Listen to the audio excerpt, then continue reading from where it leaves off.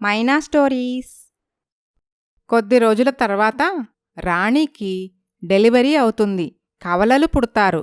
ఒక పాప ఒక బాబు. చాలా ముద్దుగా ఉంటారు. మరోవైపు వినయ్ అమెరికాలో స్టెల్లాని పెళ్లి చేసుకుంటాడు. ఆ సంతోషం పట్టలేక తల్లికి ఫోన్ చేసి విషయం చెప్తాడు. అమ్మా, నేనిక్కడ ఒక ఫారిన్ అమ్మాయిని పెళ్లి చేసుకున్నాను. ఏంట్రా ఇది? కన్న తల్లిని నేను చచ్చాననుకున్నావా? నీ మానాన్ని నువ్వు పెళ్లి చేసుకున్నావు? అది కాదమ్మా, నిన్నిక్కడికి తీసుకురావటం చాలా కష్టం. వీసా సమస్యలు ఉంటాయి. అందుకే వేరే అవకాశం లేక ఇక్కడే పెళ్లి చేసేసుకున్నాను. నీకు అసలు విషయం తెలిస్తే ఎగిరి గంతేస్తావు తెలుసా? ఏంట్రా అది? నేను పెళ్లి చేసుకున్న అమ్మాయి పెద్ద కోటీశ్వరరాలు. అలాగా? ఎంత చక్కటి కబురు చెప్పావురా! నా కోడల్ని తీసుకొని ఇక్కడికి ఎప్పుడొస్తున్నావు? వీలు చూసుకొని తీసుకొస్తానులే. ఒరేయ్, నా కోడల్ని చూడాలనుందిరా. సాయంత్రం వీడియో కాల్ చేస్తాను, అందులో చూద్దూలే. ఉంటా మరి అని ఫోన్ పెట్టేస్తాడు వినయ్. వందన రాణిని పిల్లల్ని చూడ్టానికి వాళ్ళ ఇంటికి వస్తుంది.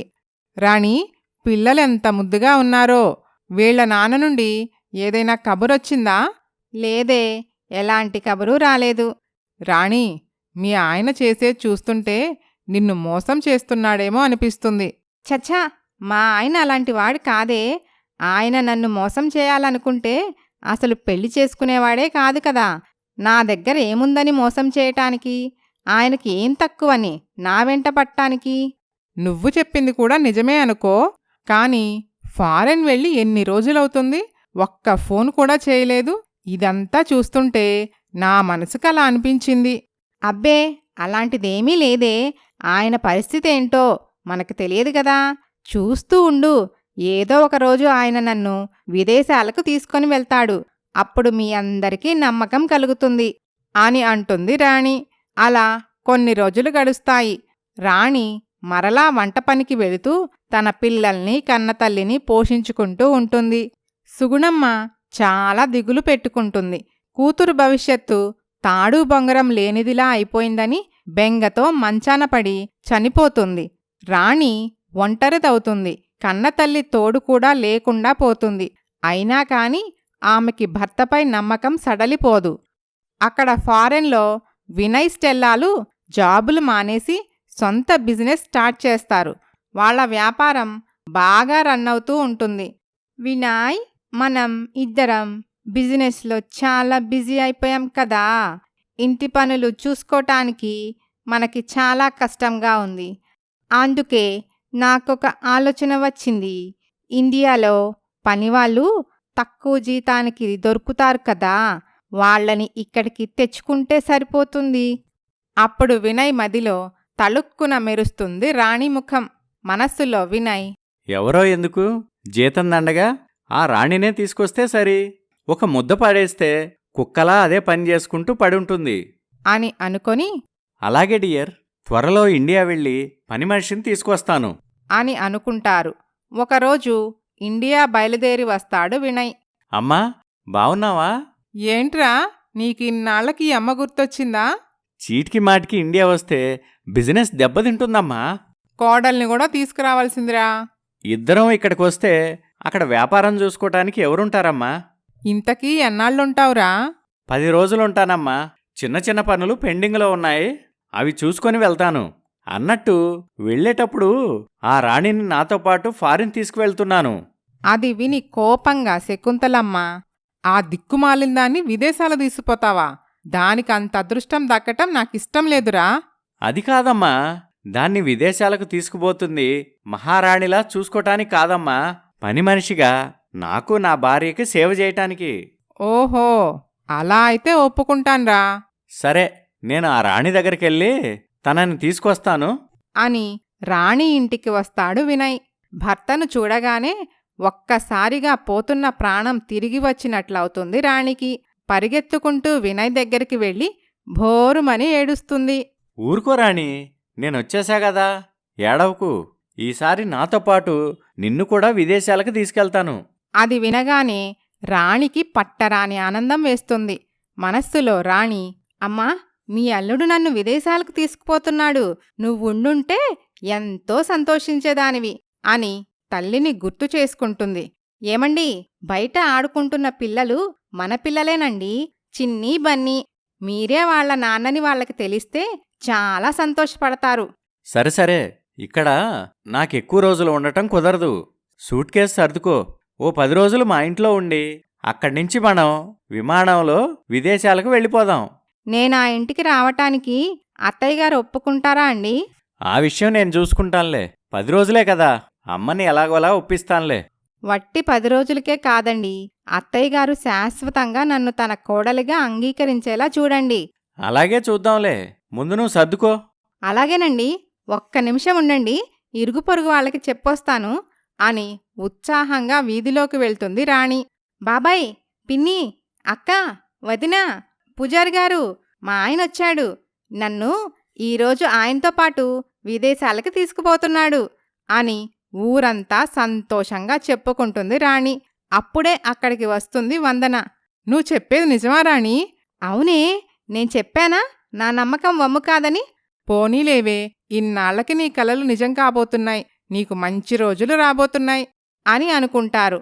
అందరికీ టాటా చెప్పి భర్త వెంట అత్తారింటికి బయలుదేరుతుంది రాణి. వినయ్ రాణిని పిల్లల్ని తీసుకొని వాళ్ళ ఇంటికి వెళతాడు. కోడల్ని చూడగానే మొహం తిప్పుకుంటుంది శకుంతలమ్మ. కనీసం పిల్లల్ని కూడా దగ్గరకు తీయదు. బాధతో మౌనంగా గుమ్మం లోపలికి అడుగుపెడుతూ ఉంటుంది రాణి.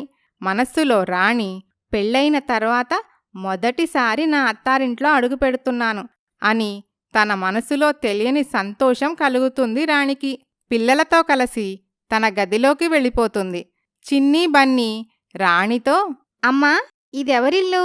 మనిల్లేనమ్మా. మరి వాళ్ళెవరు? మీ నాయనమ్మ, తాతయ్య అని చెప్తుంది రాణి. ఆ మాట వినగానే పిల్లలు సంతోషంతో వాళ్ల దగ్గరకు పరిగెత్తుకుంటూ వెళతారు. నానమ్మ, తాతయ్య అని పిలుస్తారు. శకుంతలమ్మ కోపంగా మొహం చిట్లించుకుంటూ, ఎవరే నీకు నాయనమ్మా? ఇంకొక్కసారి నన్ను అలా పిలిచావంటే నీ వీపు సాపు చేస్తాను, జాగ్రత్త అని కసురుకుంటుంది. వాళ్ళ తాతయ్య కూడా ఇష్టం లేనట్టుగానే మొహం తిప్పుకుంటాడు. శకుంతలమ్మ ప్రవర్తనకు చిన్నీ బన్నీ ఏడ్చుకుంటూ తల్లి దగ్గరికి వస్తారు. అమ్మా, ఎందుకు నానమ్మ మమ్మల్ని అలా తిట్టింది? నానమ్మకు మేమంటే ఇష్టం లేదా? అలా ఏం కాదు తల్లి, మీరంటే నానమ్మకు చాలా ఇష్టం. నువ్వు అబద్ధం చెప్తున్నావు. నానమ్మకి మేమంటే ఇష్టమైతే మరి మమ్మల్ని ఎందుకు ఎత్తుకోలేదు? అది కాదమ్మా, మనం ఇన్ని రోజులు నానమ్మ దగ్గరికి రాకుండా అమ్మమ్మ ఇంట్లోనే ఉన్నాం కదా, అందుకని మనపై కోపంగా ఉంది నానమ్మ. కొద్ది రోజులు పోయాక నానమ్మ కోపం తగ్గిపోతుంది. అప్పుడు మిమ్మల్ని దగ్గరకు తీసుకుని ఎత్తుకుంటుంది. అలాగా, అయితే సరే. బన్నీ, నిన్ను కూడా అంతే. కొద్ది రోజులు పోతే తాతయ్య గారు నిన్ను ఎత్తుకొని ముద్దు చేస్తారు. సరేనమ్మా అని వాళ్ళిద్దరూ ఆటల్లో మునిగిపోతారు. రాణి మనస్సులో, ఈ 10 రోజుల్లో అత్తయ్యగారి మనసులో స్థానం సంపాదించాలి, ఆవిడ నన్ను కోడలుగా ఒప్పుకునేలా చేసుకోవాలి అని అనుకుంటుంది. అక్కడ ఉన్న 10 రోజులు కూడా ఉదయాన్నే నిద్రలేచి ఇంటి పనులు, వంట పనులు అన్నీ చేస్తుంది రాణి. రుచికరమైన వంటలు చేసి పెడుతుంది. ఆహా రాణి, నీ చేతి వంట అద్భుతంగా ఉంది.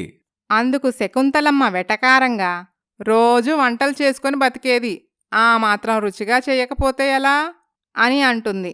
అత్తగారి మాటలకు రాణి మనస్సు చివుక్కుమంటుంది. అయినా రాణి పట్టించుకోదు. అత్తగారికి, మామగారికి ఆమె చెయ్యగలిగినన్ని సేవలు చేస్తుంది. శకుంతలమ్మకి రాణితో చాకిరీ చేయించుకోవటానికైతే ఇష్టమే కాని తనని కోడలిగా అంగీకరించటానికి మాత్రం ఆమెకు మనస్సు రాదు. ఈ విధంగా జరుగుతూ ఉండగానే 10 రోజులు పూర్తవుతాయి. వాళ్లు విదేశాలకు వెళ్లవలసిన రోజు రానే వస్తుంది. రాణి తయారై చాలా సంతోషంగా ఉంటుంది.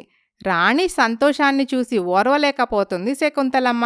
మనస్సులో శకుంతలమ్మ, నీ బొంద, నువ్వు పొరపాటు పడుతున్నావే.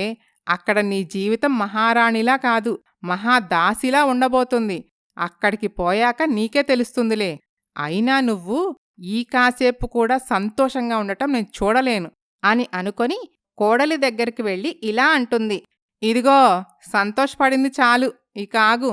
విదేశాలు పోతున్నావని భూమి మీద కాళ్ళు నిలబట్టం లేదే నీకు? నిజం తెలిస్తే గుండాగి చస్తావు. ఏంటత్తయ్య గారు అలా మాట్లాడుతున్నారు? నిజమేంటి తెలియటమేంటి? నువ్వు అక్కడికి వెళ్తుంది నా కొడుక్కి భార్యగా కాదు, వాడికి వాడి భార్యకి పనులు చేసి పెట్టే దాసిగా. అది విని షాక్ అవుతుంది రాణి. ఆయన భార్య నేనే కదా అత్తయ్య. చిచ్చి, నువ్వు కాదు. నా కొడుకు విదేశాల్లో బాగా డబ్బున్న అమ్మాయిని పెళ్లి చేసుకున్నాడు. ఆ అమ్మాయే నా కోడలు అని నిజం చెప్పేస్తుంది శకుంతలమ్మ. ఆ తర్వాత ఏం జరిగిందో వచ్చే భాగంలో చూద్దాం. Please subscribe Maina stories.